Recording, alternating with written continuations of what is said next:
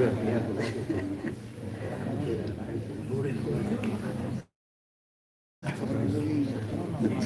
is that?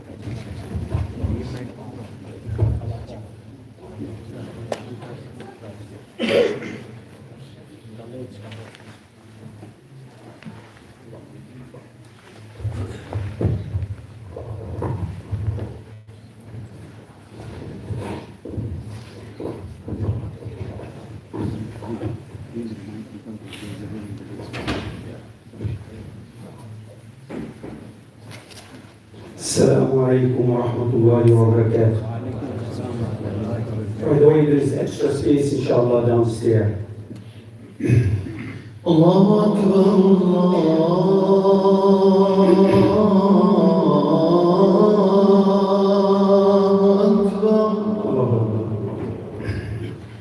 Allahu Akbar,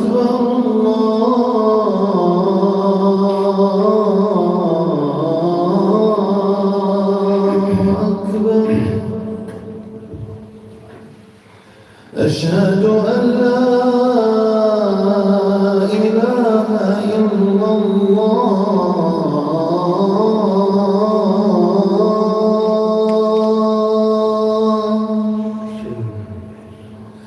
أشهد أن لا إله إلا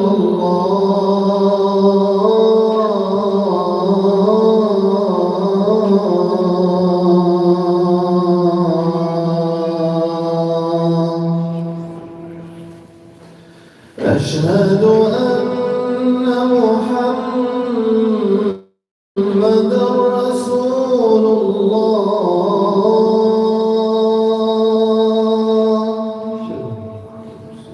أشهد أن محمدًا رسول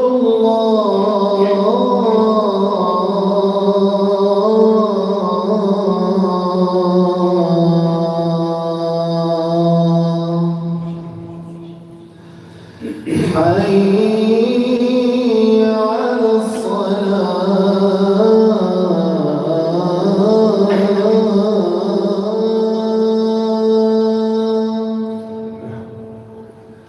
حي على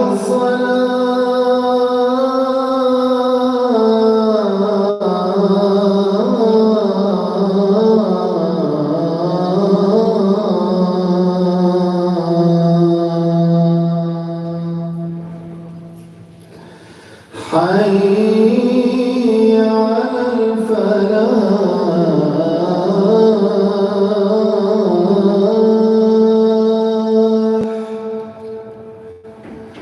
حي على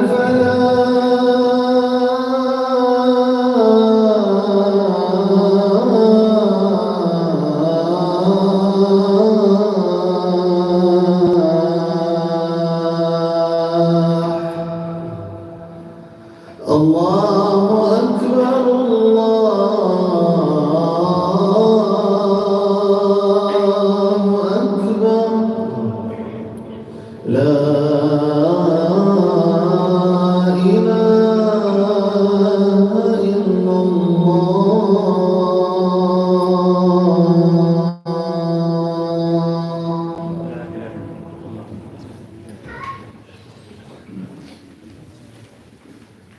إن الحمد لله نحمده ونستعينه ونستغفره ونستهديه ونعوذ بالله من شرور أنفسنا ومن سيئات أعمالنا من يهده الله فهو المهتد ومن يضلل فلن تجد له وليا مرشدا وأشهد أن لا إله إلا الله وحده لا شريك له وأشهد أن محمدا عبده ورسوله أدى الرسالة وبلغ الأمانة ونصح الأمة وكشف الله به الأمة وتركها على المحجة البيضاء لا يزيغ عنها إلا هالك اللهم صل وسلم وبارك على سيدنا محمد وعلى آله وصحبه أجمعين.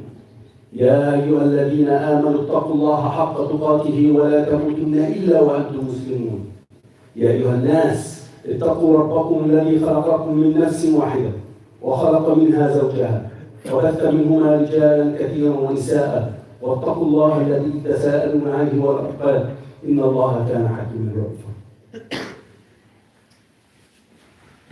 We start in the name of Allah, the most magnificent, the most compassionate. Allah la ilaha illa huwa, the one that knows all, the one that sees all, the one that gives, the one that takes, the one to whom we shall return. And we say peace and Muhammad sallallahu alayhi wa sallam, Allahumma salli wa sallim wa barik ala Sayyidina Muhammad wa ala alihi wa sahbihi ajma'in. أما بعد إخوة الإسلام السلام عليكم ورحمة الله وبركاته. Allah subhanahu wa ta'ala said in the Quran in one of the ayat بعد أعوذ بالله من الشيطان الرجيم ولقد آتينا لقمان الحكمة أن اشكر لله ومن يشكر فإنما يشكر لنفسه ومن كفر فإن الله غني حميد. Allah is talking about two things.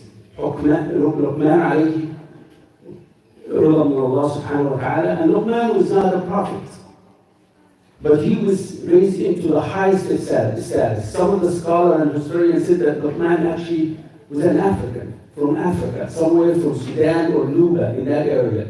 And he was a very wise man. He was so glorified to the point that a surah in the Quran is named after him, Surah Luqman. And when we say Luqman, we say Luqman al-Hakim, the wise Luqman, the wisdom, it meant Luqman. But why is that? And that's what we're going to try to see why Allah subhanahu wa ta'ala described him and give him a reason to that status. Allah said that in hikmah, whoever have wisdom have gained something really good, something really great. It's really great to have hikmah and wisdom. And we're trying to see what the word wisdom is. The root verb for the word wisdom or hikmah is hukm. And it's mentioned in the Quran over 225 times. And the word hikmah itself is mentioned in the Quran maybe 22 times. And hikmah means that you have an organized knowledge. To have science is just organized knowledge, but to live life and to see things and live that things and build on a decision that you make in your life, this is wisdom. And not anybody have wisdom. But Allah said Luqman have a lot of wisdom. And therefore we have to listen to Luqman, because Luqman is a wise man. And the Quran describes the interaction that happened between Luqman and his son when he's trying to teach him how to be a good son, how to be a good Muslim. And it captured in a few ayat in this surah, and that's what we're going to talk about today. It's about parenting, how to raise your children. And parenting is actually divided into two things. It's caring, which is you care for your children, feeding them, making sure they clean, making sure they house, making sure they clothed, making sure they know the do's and the don'ts. That's the caring of the children. And we do a great job on that, taking care of our kids, making sure they have everything that they need, even the latest and the most expensive toys. And there is also upbringing, which is educating your children, making sure that they have some character, some value. You install for them belief, aqidah, iman. You teach them skills, how to act and interact, how to have critical thinking, how to have value in their life, and how to have a good, strong aqidah.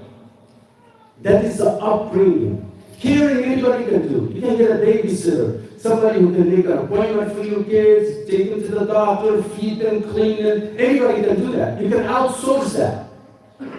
But upbringing and bringing your kids to be a good Muslim, a good citizen, is an important thing that every parent, husband and wife, have to be engaged and involved into. Because the statistic, there was a recent study that came, and a statistic came out of the Bureau of Labor that said, if you have a household that have a child between the ages of 1 and 6, the average time that an adult spends with that child is 2.3 hours. Listen to this again. Between 1 and 6, the average adult spends 2.3 hours with that child. And if that child between the age 6 and 17, the average time spent with that child is 0.8 hours. That's a little bit over 45 minutes. You cannot build a character on 45 minutes. You cannot build relationship on 45 minutes. You can bring up good kids on 45 minutes. It's impossible. Therefore, you have to be focused on what you need to do to bring those kids. We're going through a very difficult time. This is a very hard time for kids. Very difficult time with all the pressure that they face everywhere, in the school, in the streets, at work.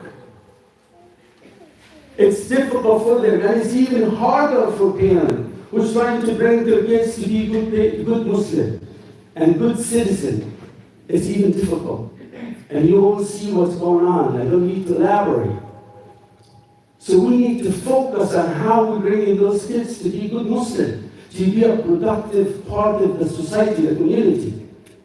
Parenting, when you try to really describe it or identify it, is to protect and prepare your children to survive and thrive in the society that they are in, that they live in.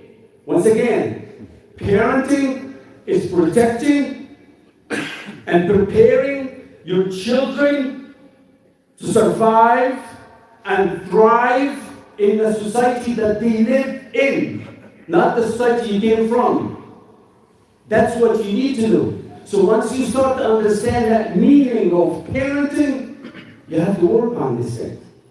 And you have to prepare them. So we go to the Quran and Sunnah and see why Allah subhanahu wa ta'ala is describing Luqman, that he's a great man and he's a wise man. So let's listen to what Luqman has to say, because it gives us the principle, the foundation of parenting, being good parent. So Luqman said, وَإِذْ قَالَ لُقْمَانُ لِابْنِهِ وَهُوَ يَعِظُهُ. Just from the beginning, you'll know that this is very, very wise. Luqman قَالَ لِابْنِهِ. So Luqman is choosing the right time. Ya bunay. And the word Ya bunay in Arabic does not mean you young or small. You can call a baby, a toddler, an old man. An old parent know that. Your son is your daughter, and your daughter is your baby's for life. So he's telling him with the most beautiful term, Ya bunay. And in Arabic, that's what we call a term of endearment.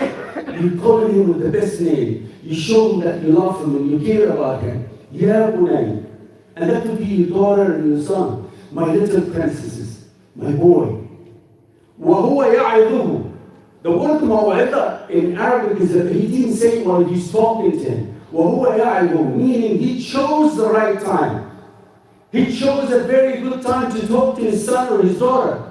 He didn't just randomly start throwing order on him, do's and don't, and do this and don't do this. No, there's an atmosphere. There's a time and a place that you choose the right time when your son or your daughter is in the best of attitude, and when they are calm, and you sit with them and you make them know that you're not just giving them advice, you're admonishing them. You're giving them maw'izah. What's the difference? Maw'izah is a speech that comes from the heart to the heart, while at the same time addressing the mind. Because when you talk to the mind alone, you become sometimes very lewd and very dry. And when you talk to the heart alone, being very irrational and very emotional. But when you have a mix of them, when you talk to the heart, while in the meantime you address the mind, that's a good mix. And that's what Luqman is doing. He's giving mawaidah, choosing the right time, the right place, and he's calling his son or his daughter with the best name, and he's telling him mawaidah. What is he telling him? What's the most important thing that Luqman is telling his child? La tushrik billah. That's number one. La tushrik billah. There is no compromise. Tawheed. La ilaha illallah Muhammadan Rasulullah. That's the first thing you teach your son. That's the first thing you install in your son and your daughter. There is no God but Allah subhanahu wa ta'ala. Do not ever think about taking partners, associating anybody with Allah. Period. There's no negotiation. Allah is a very jealous God. Don't accept anybody with him to be raised to that style. La tushrik billah. Why? Inna shirka la dhulmun azim. When you do shirk with Allah, you are being unfair, unjust. You're committing a great sin to yourself. How dare you do that? Allah, who's given you everything and blessed you with everything you have, you are associating someone else lower than him with him? Inna shirka la dhulmun azim. You're not harming anybody, you're harming yourself. And then he's moving into the second part, which is ووصينا الإنسان بوالديه حملته أمه وهنا على وهن. Your parents. After Allah subhanahu wa ta'ala, your parent, your father, your mother. And he said that your mother carried you in her belly for 2 years in weakness and pain and suffering for 2 years, taking care of you. And after those 2 years, he didn't just let you go. Still taking you. You attach to your mother and your father. They loving you, they care for you. If you were left you alone, you would have died, period. You cannot live without your parent. They took care of you at that critical time in your life. Therefore, Allah subhanahu wa ta'ala is raising their status. Allah and your parents, you have to be good to them. You have to be kind to them. You have to respect them. You have to honor them. No matter how old you get. No matter how hard he can fight you. We talked about shirk in the beginning. He said Allah subhanahu wa ta'ala, وَإِن جَاهَدَاكَ عَلَىٰ أَن تُشْرِكَ بِي مَا لَيْسَ لَكَ بِهِ عِلْمٌ فَلَا تُطِعْهُمَا. The only time you don't obey them is when you tell you there is worship anybody else than Allah subhanahu wa ta'ala. Subhanallah. So how about if they are kafir? You still have to honor them. They are non-Muslim, you honor them. They drug dealer, you honor them. They are alcoholic, you honor them. So you honor your parents no matter what, for as long as they live. And when you do that, your children will see that. They will see how you honor those parents, and they will reflect that on you. When you get old, when you become weak, when you become shaky, when you become forgetful, you don't have that stamina anymore to take of you. وَمَنْ يُعَمِّرُهُ نُنَكِّسْهُ فِي الْخَلْقِ. As you get older, you become weak. But if your children see how you treat your grandparents and how you love them and care for them, they will do the same thing for you. Allah subhanahu wa ta'ala will guarantee that. So take care of your parents. So it's Allah, La ilaha illa huwa wahdahu la sharika lah, and then your parents, and by extension is your family. And then Allah subhanahu, and then Luqman al-Hakim, so he putting things in order. The third most important thing, he's telling you why you have to be very wise and why you worship Allah. He says, يا بني إنها إن تكن مثقال حبة من خردل فتكن في صخرة أو في السماوات أو في الأرض. Subhanallah. Ya bunay again. So he's admonishing him. But he's telling him now, my beloved son, my little princess, if it's a small little piece of mustard seed, which is so tiny, you cannot even see it with your naked eyes, Allah subhanahu wa ta'ala will bring it to light. And notice the Quran terminology is so accurate. He said, fi sakhara, inside the rock. Imagine a small seed, Allah is saying, if it's inside, not behind the rock, not under the rock, it's inside the rock. Or in the highest places in the galaxy, or in the deepest place on earth, or in the ocean, anything. No matter how little it is, Allah will bring it to light. So what's the message here? He's teaching his son, his daughter, how to have self-quality control on their behavior. I know that I'm watched. I know that Allah subhanahu wa ta'ala sees me. Allah knows that I cannot fool Allah subhanahu. There's no privacy with Allah subhanahu wa ta'ala. My behavior between me and myself and my friend, in the house, outside the house, in the school, on the internet, Allah is watching. So I'm teaching my kids how to have self-control. How to know that you are being watched. Therefore, you have to be your own policeman. You have to know what's right and what's wrong. We don't know where our kids goes. We don't know what site they go to, what app to they do, what kind of friend they hang around with, what kind of thing that they say to each other, who they get engaged with, who they get involved with. Are they drinking? Are they smoking? Are you doing anything that's haram? We're not with them 24/7, but Allah is.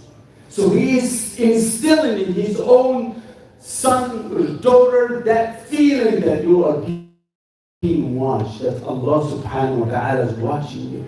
So behave yourself, because Allah is watching you. And then we move into now more admonishment. You know Allah subhanahu wa ta'ala, la sharika lah, honor your parent, you are being watched, because that Allah subhanahu wa ta'ala is watching you and looking after you. And He said, Ya bunayya, aqim as-salah. The first most important thing, your obligation now, you worship Allah subhanahu wa ta'ala, what do you need to do? Aqim as-salah. He didn't say do your prayer, don't miss your prayer. Aqim, establish prayer.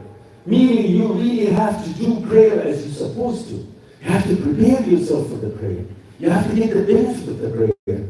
None of our kids forget to put their phone in the night time to make sure it gets charged. You have to have your iPad charged, your phone is always have to be charged. You have to have an extra charge with you, because you want to make sure your phone works. How about you? How about your heart? How about your spirit? Your spiritual charge with Allah subhanahu wa ta'ala is your prayer. That's when you connect with Allah subhanahu wa ta'ala. That's when you get your spiritual strength. That's what make you survive with difficulty in life, because you are connected to Allah subhanahu wa ta'ala. You make dua to Allah subhanahu wa ta'ala. You worship Allah subhanahu wa ta'ala. Allah will be there for you when you want, because you always have that hotline going on. Wa'mur bil ma'ruf, and enjoy what's right.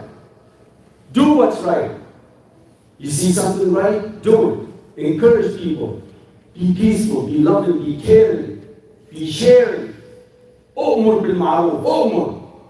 Don't sit there and be a silent devil and don't see things wrong and don't say nothing. Wanha anil munkar. And if you see something wrong, change it. Man ra'a minkum munkaran falyughayyirhu biyadihi wa lisanihi wa biqalbihi. All these stages. So he's telling him, you just don't be a passive Muslim. You don't have this kind of apathy. Yes, you do your prayer, but always say what's right and always do what's right and always encourage people to do what's right. And if you see something wrong, say something, do something. And then he's preparing him. Once you take that role, something is going to happen to you. وَاصْبِرْ عَلَى مَا أَصَابَكَ. Because if you do something like that, if you do the goods and forbid the evil, what will happen? People's not going to like you. When you're going to be the person who's only saying the halal, when you be the only student in high school or in school that's doing the halal things, you don't want to do the haram things, you don't want to drink, you don't want to do drugs, you don't want to try this, you don't want to fornicate, you don't want to go gambling, you don't want to do any of these bad things that you should not be doing as a Muslim. Some people are not going to like that. And they're going to pick on you. And they're going to bully you. And they're going to call you names. They're going to call you terrorist, baghead, whatever name they will call you. And Allah says, وَاصْبِرْ عَلَى مَا أَصَابَكَ. Keep patient. Keep patient when you see this thing. So he's preparing him psychologically and giving him tools. So when you do what you have to do as a good Muslim, as a productive citizen, what will happen? You're going to have resistance. You're going to have pushback. Be patient. Don't be irrational. And then you move into now the point of behavior. Allah your parents, your obligation to yourself and to worship Allah subhanahu wa ta'ala, and now he's giving him some clues on what he has to do as a behavior in the society that he lives in. وَلَا تُسَعَّرْ خَدَّكَ لِلنَّاسِ. Don't be some kind of an arrogant guy. Don't be like, you put your hand away, you think you're cool and hot and لا تصعر خدك الناس. Don't be conceited. Don't be vain. Be humble. Be simple. Be kind. ولا تمشي في الأرض مرحا. Don't walk around like, you're cool, you're gangster. No. Be humble and be kind in the way you walk, the way you handle yourself. إن الله لا يحب كل مختال فخور. Allah does not like anybody who are really conceited or trying to show off and trying to be, Mr. Know What. Allah does not like that.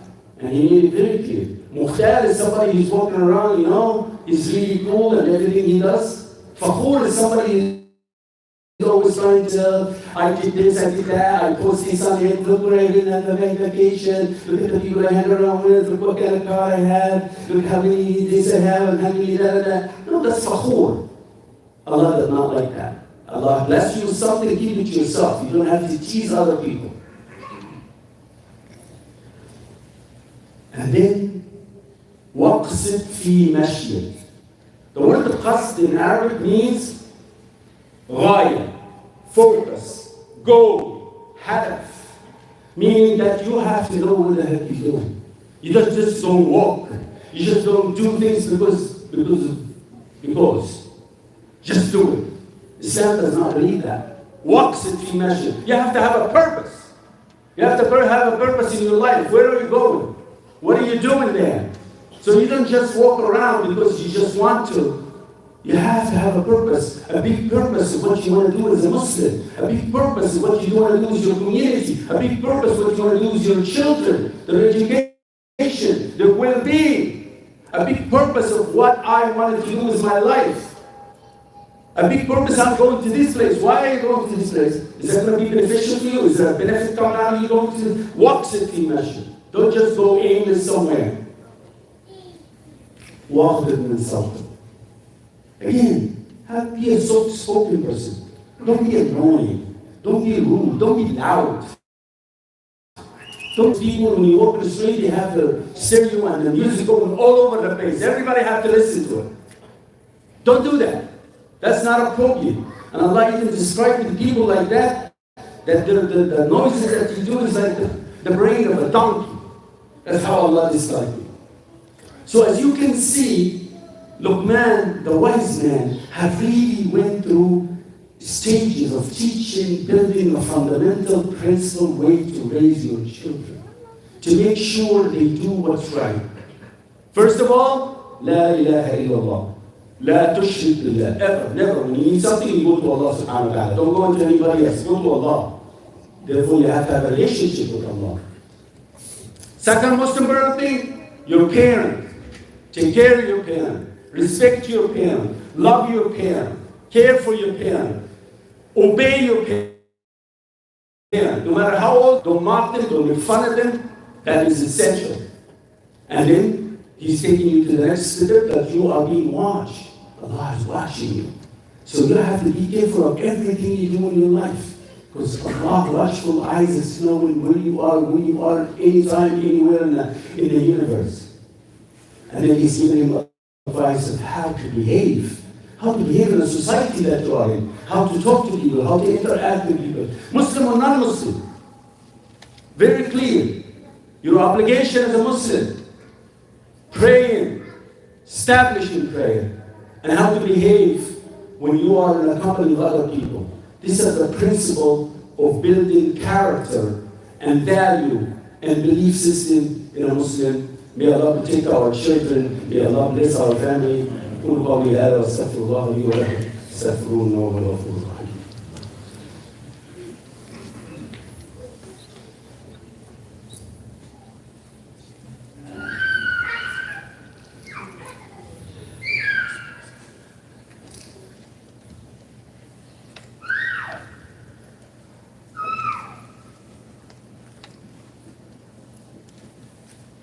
الحمد لله وكفى والصلاة والسلام على نبيه المصطفى وعلى من بآثاره اقتفى. Some people were saying that the children of Gaza are dying every day physically. And we can see that live on TV. They are physically dying in front of us. But our own children are dying every day morally, spiritually, while they are here, alhamdulillah, warm and well-fed. And that's something to think about. Because as parents, we have that responsibility of taking care of our kids to face a future that looks sometimes a little bit hard, difficult, it's challenging to say the least. You have to prepare them. That's your responsibility. Protect and prepare. And to do that, you have to have a plan.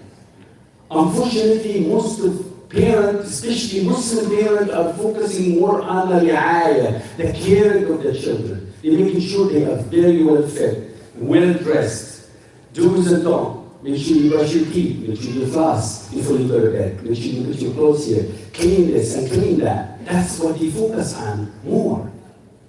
But they don't focus on the most important thing, which is building their character. Building their character, instilling a belief system in them so they know how to face the future and how to face these challenges that they will definitely face when we are gone. And unfortunately, I don't know, but it seems like the upbringing of children in a society have been falling on the women's and the mothers more than the parents. The mothers is taking more care of the children than the parent. The parent is doing a great job of providing and protecting, but you don't spend enough time with their children. When is the last time you take your child and go for a fresh walk? Just you and him, you and her, and have that wonderful conversation that Khutbah had with his son. Instill this value in them. 45 minutes is not going to build a good character. And you cannot dump that responsibility on your wife and the mother. You have to be an active participant. You have to have a goal, you and them together. You and your wife have to sit together and make a plan of how we're going to raise those children so they can take care of themselves and then subsequently they take care of us when we get old and weak.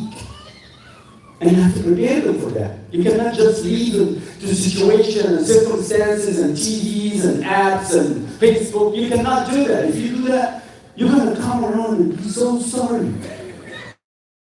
You see a parent who comes and cries, my son don't talk to me anymore. How are you doing, son? Okay. What are you having then? Oh, he's my friend. How's school? Okay. What did you study today? No conversation. No real conversation. Because you did not build relationship when you were young. So everything is superficial. That's why you see kids nowadays, they want to spend more time chatting with people they don't see and they don't know. Because there is no genuine, real conversation. And it's your responsibility to establish that conversation and the relationship. So no matter how old your kids, as they get older, you develop that strong bond. They come to you, you go to them. And if you don't do that now, when are you going to do it? When it's too late? When there's nothing you can do about it? And you have nobody to blame by yourself. The guideline is very clear.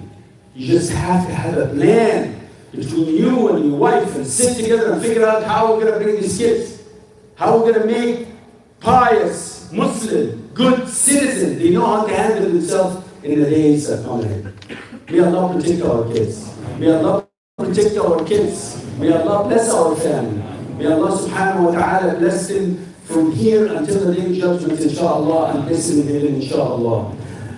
عباد الله إن الله يأمر بالعدل والإحسان وإيتاء ذي القربى اللهم اغفر للمؤمنين والمؤمنات الأحياء منهم والأموات ربنا آتنا في الدنيا حسنة وفي الآخرة حسنة وقنا عذاب النار عباد الله إن الله يأمر بالعدل والإحسان وإيتاء ذي القربى وينهى عن الفحشاء والمنكر والبغي يعظكم لعلكم تذكرون اذكروا الله ولذكر الله أكبر والله يعلم ما تصنعون وأقم الصلاة. الله أكبر الله أكبر أشهد أن لا إله أن